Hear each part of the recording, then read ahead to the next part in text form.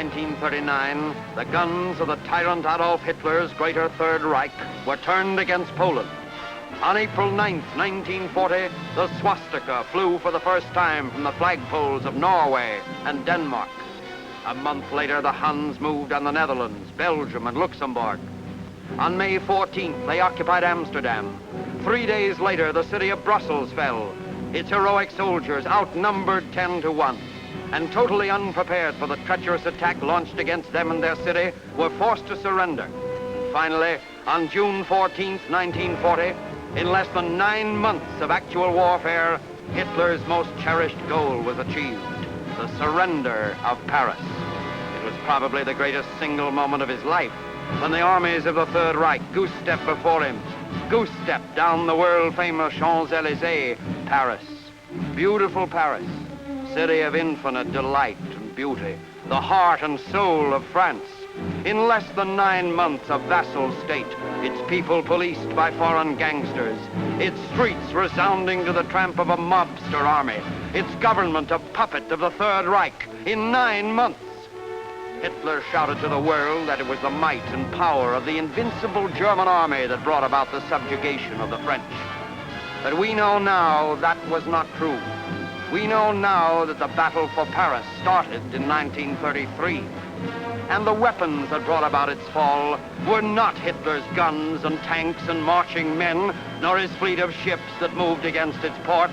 No, the weapons that destroyed France, that undermined Holland and Belgium and brought about the subjugation of Norway and Denmark, were much more subtle, more cunning, and more deadly than any forged in the furnaces of a munitions factory. The real weapons were words. Words ground out in the big stone building that houses rat-like Paul Joseph Goebbels and his vicious Ministry of Propaganda. Words, written words, spoken words, shouted words, and whispered words. Words preaching hate and distrust and dissension. Words that had their origin in little rooms like these. Mental confusion, indecisiveness, panic. These are our weapons. They won for us in the Sudetenland. They undermined the will and strength of the people of Poland. They made easier the subjection of Belgium and the Netherlands. People are like sheep. Words terrorize them more than the sound of guns. And to pave the way for our armies, make the people first of all distrust their leaders and fear us. Make them believe they are helpless against us, that we are invincible. Broadcast to every part of France, every village and hamlet, breed fear and distrust and terror. People of France, take heed. Do not believe the lies of your government. Hitler comes to you as your friend. The common people of all the world are to him as his children, and his only wish is to save you. But if you continue to believe the lies and promises of your government, Hitler must come with fire and sword, with all the strength and power of his invincible armies. And France is doomed, and you are doomed. And in another room... And you will go into Paris as taxi cab drivers, waitresses, tourists, businessmen, men of religion, teachers, professional men, beauty parlor operators, actresses, astrologists. And always you will talk. Talk. Talk. Sow the seeds of distrust and of fear. Make men question. Make them hate. Yes, it's true. And if I dared to tell you who has told me, then you would believe.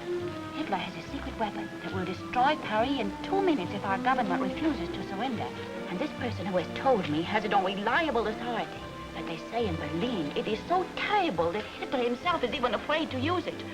As for me, I'd rather France surrendered than to see my beloved Paris destroyed. This war, it is terrible. And for what? To save democracy, they tell us. I heard only today that the Minister of the Interior of France himself had... It is here in the crystal, plain to see.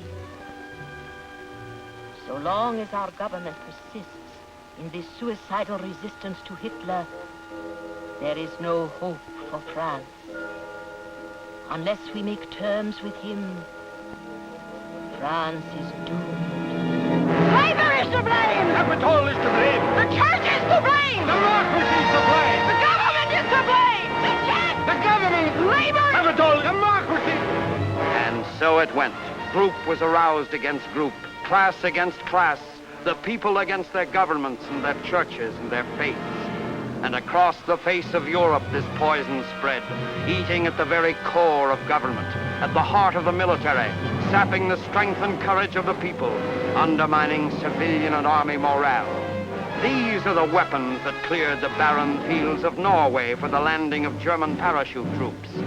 These the weapons that brought about the destruction of Le Havre and the burning of Sedan, and left the highways untouched by the rain of bombs, though tanks and trucks lay upturned on the roadside, that left the bridges of Holland still spanning its canals, waiting for the armies of the Nazi vandals to cross to victory, to bring Hitler closer, ever closer to Paris. Now, this is the gospel you will preach to generals, cabinet ministers, statesmen, soldiers, and financiers alike. Hitler's smart, he is clever, he is brilliant. Different words, perhaps, but always the same tune. With our Führer victorious, Europe will be a better place to live in. With the German Reich dominating the economic and political policies of Europe, there will be wealth for all, and there will be peace. And warn them, too. There will be no room in southeastern Europe for those who refuse to cooperate with the German Reich. The smart man knows when it is time to climb on the right bandwagon. France is doomed unless she accepts Hitler's terms.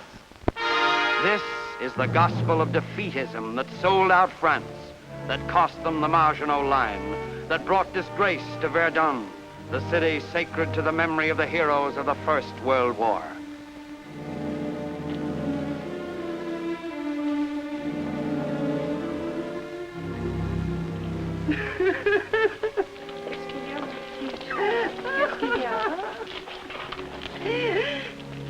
My son. My son. He's dead. Dead. And thousands like him lie dead in the battlefield. Boys who never had a chance. They are being slaughtered like pigs. What chance have they against the Germans? It's murder. That's what it is, murder! There were many scenes like this that were actually framed and staged by Hitler's agents to instill in the hearts of the people resentment, and doubt, and fear. It's too bad that there was no one in this crowd to answer that woman before her question had left its mark on their minds. Too bad there was no one to cry out the cruel, vicious history of Hitler's Gestapo, of his tyranny and oppression and domination of all free peoples everywhere, and his ruthless and treacherous march of conquest. For it is the doubt and resentment and fear instilled by his merciless barrage of propaganda that left rounds and ruins and destroyed Laon and brought Hitler's army within 75 kilometers of Paris. It is words and scenes such as these that fooled, betrayed, and sold out the people of France and brought the armies of the Huns to the very gates and heart of Paris, and raised the hated swastika on the Eiffel Tower. Hitler sowed his seeds of terror and defeatism, and France has reaped the harvest. And now German soldiers march through Domremy, home of Joan of Arc. A German plane lands on the boulevards of Paris. And German hoodlums loot the halls of beautiful Versailles and swagger along the Place de la Concorde, the Arc de Triomphe and the Trocadero, Napoleon's tomb, and the Napoleonic obelisk. Historic monuments, all of them, and now in German hands. In the shadow of the Eiffel Tower, the first German newspaper is printed. But no foreign news is in that paper. Oh, no, Hitler's not such a fool as that. For no word, no hint of truth must reach the French people, or any of the people in his conquered countries. Hitler is afraid of the truth. It might destroy him. In France, the people smuggle in little sentences of truth from the outside world. The truth printed on bits of paper passed secretly from hand to hand until the paper becomes worn so thin it's barely possible to read the words. Only Hitler could have conceived the final blow to the pride of France, the humiliating terms under which he demanded his peace settlement. It was to be signed at Compiègne in Marshal Foch's private car, the same car in which the peace of 1918 was signed. Hitler arrogantly arrives first, while Hunzinger and his aides follow meekly after. The Germans stand in mock courtesy while Hunzinger enters. And when negotiations are completed, Hunzinger leaves to inform his government in Bordeaux of the German demands. And Hitler to review his troops on the Champs-Élysées. Herr Hitler has his hour of triumph. Propaganda, threats, intimidation, force, all the gangster methods that his evil mind has devised have brought about his goal, the surrender of Paris. But let no one think that with this victory his machinery of propaganda ceases. It's only just begun. There are other fronts now, and from Pearl Harbor to New York City, from the last outpost of Canada to the Bay of Rio de Janeiro, Hitler's agents are busy spreading the lies of the Huns. Another month and the Japs will be marching right into Los Angeles. Baloney, buddy. We're wise to that kind of talk. If you ask me, I'll tell you where them Japs are marching to. They're marching straight into... You know what I just heard? The Russians are going to sign a pact with the Japs. They're selling out the United Nations. Listen, lady, who's been feeding you that double talk? If you believe it, you're crazy. Go ahead, move on. Go peddle that stuff someplace else. Otherwise, I'm going to forget you are a lady. Why, we're not prepared to defend the Pacific. If you believe that, you believe in lies. My son's out there somewhere in that Pacific, and so long as he's there and thousands like him fighting side by side, the Pacific will be defended. And on it goes, same old routine. And I'm telling you, London dictates to Washington. And Churchill's taken Roosevelt for a ride. And in London, I tell you that the British Empire is dissolving like a lump of sugar in Roosevelt's tea. the same old squeeze play, trying to pit ally against ally. The same gigantic campaign of words. Words poured into every channel that will reach the American people and destroy our national unity. Everywhere his propaganda is voiced. In the subways, on the streets, in the restaurants, everywhere the lies of the monster of Berlin are whispered into the ears of the gullible. But there are not many of them here, for before us is the truth. Our government will tell its people the truth. Hitler cannot. One word of truth and he's lost. But here we are armed with truth.